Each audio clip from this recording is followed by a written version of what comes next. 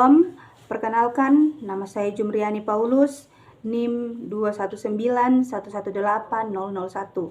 Saya dari Universitas Kristen Indonesia Toraja, Fakultas Keguruan dan Ilmu Pendidikan, Program Studi Pendidikan Guru Sekolah Dasar.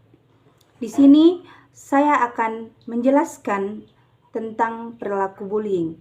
Tapi sebelum kita lanjut, kita harus mengetahui terlebih dahulu apa sih itu bullying. Ya, jadi di sini saya akan menjelaskan apa itu bullying. Apa sih bullying itu? Ya, jadi bullying itu adalah segala perilaku yang merugikan, mengintimidasi, bahkan menyakiti orang lain yang dilakukan dengan sengaja dan berulang-ulang. Bully itu dapat dilakukan oleh siapa saja. Pada anak-anak biasanya dilakukan terhadap anak-anak yang cenderung lemah, berbeda, atau bahkan anak itu sering menyendiri. Dan perilaku bully ini sendiri sering terjadi pada masa sekolah, yaitu pada usia SD sampai SMA. Bully ini sendiri bisa dilakukan oleh siapa saja. Jika perempuan yang membuli, maka akan cenderung menuju ke emosional. Sedangkan jika laki-laki yang melakukan tindakan bully, itu akan menuju ke fisik dan emosional. Ya, karena kita sudah mengetahui apa sih bully itu, dan sekarang kita akan membahas tentang faktor-faktor penyebab terjadinya bully. Karena kita ketahui bahwa sesuatu yang terjadi itu pasti ada penyebabnya.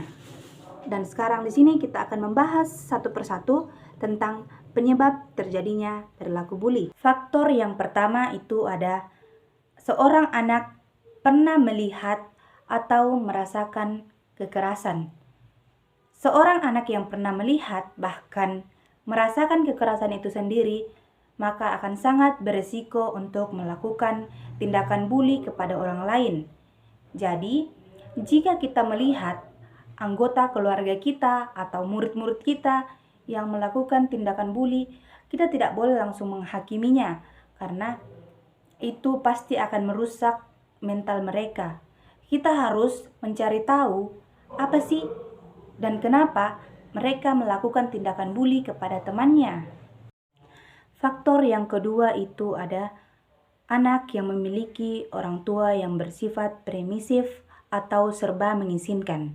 Ya, ini sangat berpengaruh buruk kepada anak karena anak itu merasa dirinya tidak memiliki aturan, tidak ada yang mau melarang dia, tidak ada yang memarahi dia jika dia melakukan kesalahan, maka ini sangat memiliki resiko anak ini akan melakukan kejahatan kepada temannya karena dia merasa dia tidak memiliki aturan.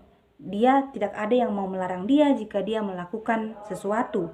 Jadi dengan santainya dia akan melakukan kekerasan kepada temannya. Faktor yang ketiga, kurangnya hubungan dengan orang tua.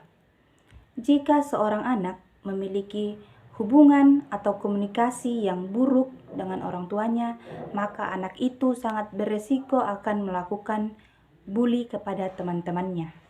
Faktor yang keempat itu ada memiliki saudara yang bersifat kasar. Ya, kita ketahui bahwa jika seorang anak atau adik memiliki kakak yang memiliki sifat kasar, maka dia akan mencontoh perbuatannya. Seperti yang kita ketahui bahwa anak-anak itu masih akan cenderung melihat perbuatan orang dewasa.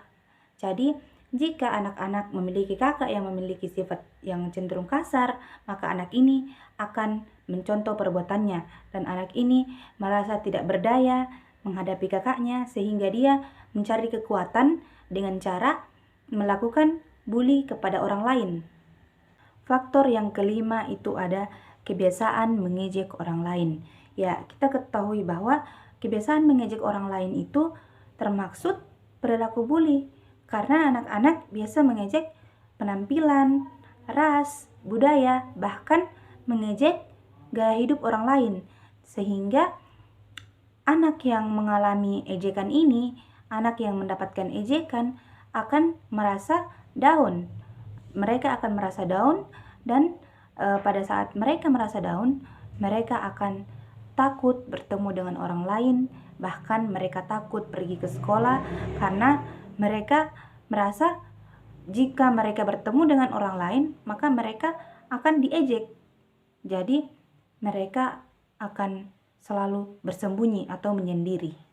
Faktor yang keenam itu ingin menjadi populer di lingkungannya. Ya, faktor ini yang biasa terjadi di lingkungan sekolah, di mana kita mengetahui bahwa anak-anak berlomba-lomba untuk menjadi populer di sekolahnya. Jadi, mereka mulai menunjukkan sifatnya yang suka memerintah, suka menyuruh-nyuruh seseorang, dan jika orang lain tidak mengikuti apa yang diperintahkan oleh dia, dan disitulah dia akan membuli anak yang tidak mau mengikuti sesuatu yang dia katakan. Faktor yang ketujuh itu ada haus akan kekuasaan. Ya, jadi kita ketahui haus akan kekuasaan itu adalah seorang anak mau mengontrol semua kegiatan yang dilakukan oleh orang lain. Bahkan dia mau semua apapun yang dia katakan diikuti oleh semua orang. Jika tidak, disitulah dia akan melakukan tindakan bully kepada orang lain. Faktor yang kedelapan itu ada tidak mendapatkan apa yang mereka inginkan. Ya, kita ketahui bahwa jika anak-anak tidak mendapatkan apa yang mereka inginkan, maka mereka akan cenderung merasa frustasi. Tetapi ada sebagian anak-anak yang bisa menerimanya dengan lapang dada. Jika anak-anak tidak dapat menerimanya, maka mereka akan melakukan sesuatu yang mereka sukai, maka mereka akan melakukan tindakan bully kepada orang lain. Faktor yang kesembilan adalah menggunakan kekuatan fisik untuk mengintimidasi orang lain. Ya, anak-anak yang memiliki tubuh yang besar dan fisik yang kuat, maka mereka akan cenderung melakukan pembulian untuk mendapatkan apa yang mereka inginkan. Karena mereka berpikir mereka kuat, jadi mereka menakut-nakuti orang sehingga mereka merasa dirinya lemah. Jadi dari situ mereka memiliki kesempatan untuk melakukan pembulian kepada anak yang merasa lemah. Ya, jadi itulah 9 faktor penyebab terjadinya bully. Dan sekarang kita akan membahas tentang dampak perilaku bully. Ya, jadi dampak perilaku bully ini ada 2 ya. Yang pertama, dampak yang terjadi pada korban pembulian, dan yang kedua ada dampak yang terjadi pada pelaku bully. Dan di sini kita akan membahas satu-satu. Yang pertama, kita akan membahas dampak yang terjadi pada korban bully. Ya, dampak yang pertama itu hilangnya rasa percaya diri. Ya, karena mereka terlalu sering dibully, maka rasa percaya diri mereka akan hilang. Mereka akan takut bertemu dengan orang-orang lain, mereka akan takut bertemu dengan teman-teman sekolah, bahkan kadang mereka akan takut untuk bertemu dengan keluarga, karena di pikiran dia hanya nanti saya akan dibully, Ya, jadi itulah dampak yang pertama. Dampak yang kedua itu selalu merasa khawatir, ya, karena terlalu keseringan dibully. Bahkan saat mereka mau pergi ke sekolah pun mereka akan khawatir. Teman-temannya akan membuli dia.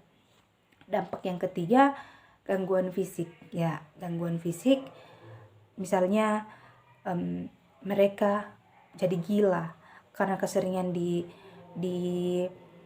ejek, keseringan dibully, maka mereka akan depresi.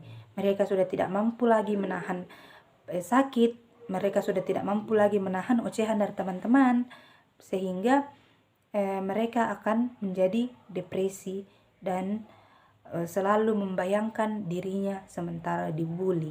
Jadi itulah dampak untuk korban pembulian. Yang kedua, kita akan membahas dampak yang akan terjadi pada pelaku bully. Ya, dampak yang pertama itu mereka akan sangat sulit mengontrol emosi mereka, sehingga mereka akan membuli siapapun. Karena keseringan membuli, jadi mereka sangat sulit mengontrol emosi. Jadi dan kadang mereka bersama orang tua pun mereka akan memberontak karena kebiasaan membuli, sangat susah mengontrol emosi mereka, maka mereka akan memberontak kepada orang tua mereka sendiri. Ya, jadi itulah tadi beberapa dampak yang terjadi pada korban bully dan terjadi pada pelaku bully. Dan sekarang kita akan membahas tentang bagaimana cara kita mencegah terjadinya perilaku bully. Mari kita bahas satu-satu. Ya, cara mencegah bully yang pertama itu kita harus menunjukkan prestasi kita. Ya, karena dengan teman-teman mengetahui bahwa kita ini pintar, maka mereka akan berlomba-lomba untuk menjadi teman kita. Karena mereka berpikir dia pintar, jadi dia dapat membantu kita jika kita mengalami kesulitan. Jadi kita tidak akan memiliki teman yang memiliki kesempatan untuk membuli kita, karena kita memiliki banyak orang-orang yang akan melindungi kita karena kepintaran kita. Yang kedua, kita harus percaya diri. Ya, percaya diri itu sangat penting agar teman-teman tidak menganggap kita rendah, tidak menganggap kita lemah, maka mereka tidak akan memiliki kesempatan untuk membuli kita.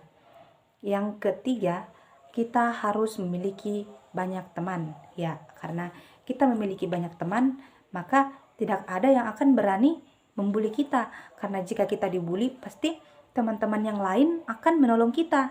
Jadi, agar kita tidak dibuli, kita harus memiliki banyak teman.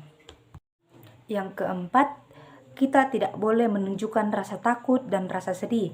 Karena jika kita menunjukkan rasa takut kita dan rasa sedih kita, maka orang-orang yang akan membuli kita itu memiliki peluang. Maka mereka akan berpikir, dia orangnya penakut, dia orangnya suka sedih.